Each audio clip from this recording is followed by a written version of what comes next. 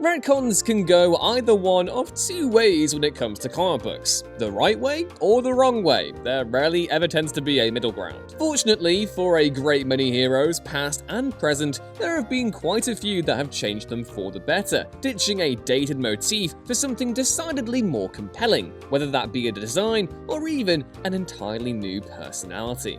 Equally, there have also been comic book moments that have redefined the way we've looked at certain characters. Ones you may be surprised were once considered pretty terrible. So I'm Ewan, this is What Culture Comics, and here are 7 times comics made terrible heroes great. Number 7. Drax sheds his skin. Today, Drax the Destroyer is a beloved name amongst the Marvel faithful, having been the star of James Gunn's Guardians of the Galaxy films, and with the ever-brilliant Dave Bautista lending his talents to the role. However, the Drax seen in Gunn's films was a relative newcomer to the Marvel mythos in 2013.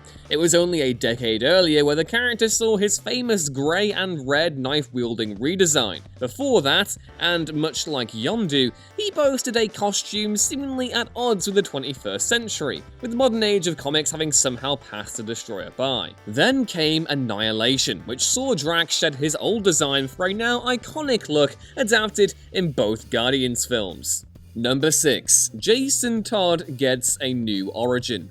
There isn't a retcon as famous or as influential as DC's Crisis on Infinite Earths. It kickstarted the most recognizable version of the DC universe and fundamentally changed the worlds of Batman, Superman, and countless others. For Bats, though, it came with Jason Todd. Before the first Crisis, Jason Todd was practically indistinguishable from the first Robin, Dick Grayson, both in terms of backstory and personality. Like Grayson, his parents were circus performers who were murdered while in the act of performing, and he even wore Dick's costume and emulated his look and characteristics down to the most uncanny detail. This quickly made Jason something of an unpopular figure, so when Crisis presented an opportunity to create a blank slate, DC grasped it with both hands. Jason was immediately rebranded as a rebellious figure born from poverty, first encountering Batman while in the act of stealing the Batmobile's tires, and couldn't have differed more than his predecessor.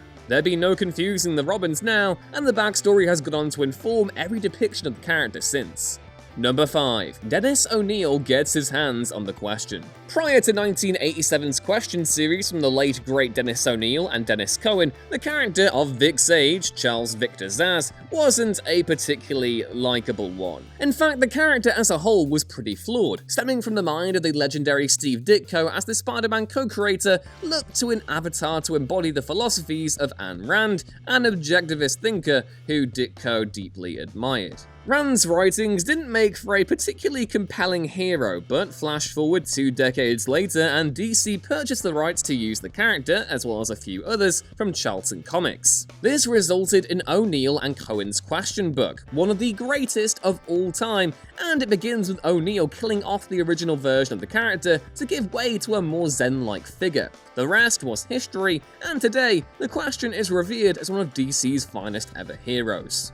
Number 4. Bucky Barnes becomes the Winter Soldier. Before 2005, Bucky Barnes was mainly known as Captain America's dead sidekick from World War II. Fortunately for Buck and for Captain America fans, because this series was fantastic, writer Ed Brubaker boarded the Captain America series in 2005 and opened it up with a bombshell that he hadn't passed away as many had thought, and that he had in fact been captured by the Russians, who subsequently brainwashed, cybernetically enhanced, and preserved the veteran to become the Winter Soldier. Eventually his paths cross with Steve's and they team up together, much how they used to. Buck then goes on to assume the mantle of Captain America when Steve falls to an assassin's bullet in the wake of the superhero Civil War, ending the decade as a fully fleshed out, nuanced, and compelling character poised for big screen success. Number 3. Vigilante and Shining Knight prove the doubters wrong. This is technically cheating, given the fact this moment stemmed from an animated show and not a comic, but it makes a valuable point. Any character, regardless of their stature or personality, can find an audience with the right treatment. Patriot Act, Justice League Unlimited's 33rd episode, focuses on what most would consider to be the Justice League's B-team. They'd made appearances on the peripheries before, but Vigilante, Shining Knight, and Stripe aren't exactly who you'd consider to be A-list material. Typical of Justice League, however, this episode did a fantastic job of spotlighting the lesser-known characters from the DC universe, and Vigilante and Shining Knight in particular emerge for the better. Neither character managed to make a lasting impression in any of the episodes prior, but by the end of this episode, they'd cemented themselves not only as worthwhile members of the League, but interesting heroes in their own right. Number 2. Venom becomes a Guardian of the Galaxy. Although it's fair to say that Venom is noted more for their time as a Spider-Man villain than they are as a hero, the symbiote has spent a long amount of time as an anti-hero of sorts. Also, while the character's earlier incarnations weren't terrible by any stretch of the imagination, it all was very surface level. There wasn't that much depth to Eddie Brock. It wasn't until the end of the 2000s when the symbiote took on new life as a superhero, with Eddie Brock departing the costume and war veteran and former high school bully Flash Thompson taking the reins instead. This Venom series, spearheaded by writer Rick Remender, made strides in redefining how readers perceive the character. Brian Bendis then took the baton left by Remender for his Guardians of the Galaxy comic, which expanded upon the mythology of the symbiotes, retconned their origin, and transformed Venom into a believable hero with a fascinating backstory. And number 1. Green Arrow becomes a hard-traveling hero.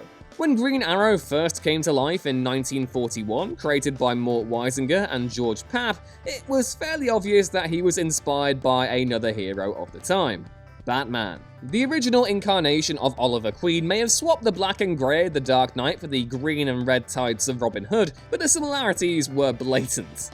Ollie had an arrow cave, a sickeningly optimistic sidekick by the name of Speedy, and even rode around in the Arrow car. For the most part, Arrow stayed that way for the next 2 decades. It wasn't until 1969, when the aforementioned Dennis ONeill paired with artist Neil Adams on a new Green Arrow book, when the character finally earned his stripes as a character with his own personality. ONeill stripped Queen of his fortune and turned him into a 60s radical with left-wing views and a strong moral compass. It was almost instantly definitive, with the hard-traveling heroes arc of Green Lantern Green Arrow ending its publishing run as the 70s' most important comic. Had ONeill and Adams not created that series, I doubt we'd still be talking about Green Arrow today. The Force is with us. What Culture Star Wars is our brand new channel dedicated to all things Star Wars. We'll have all the usual lists, features, and news, plus there'll be ups and downs for all the latest shows and movies, and coverage on Star Wars novels and comics. Subscribe today via whatculture.com/Star Wars or search What Culture Star Wars on YouTube.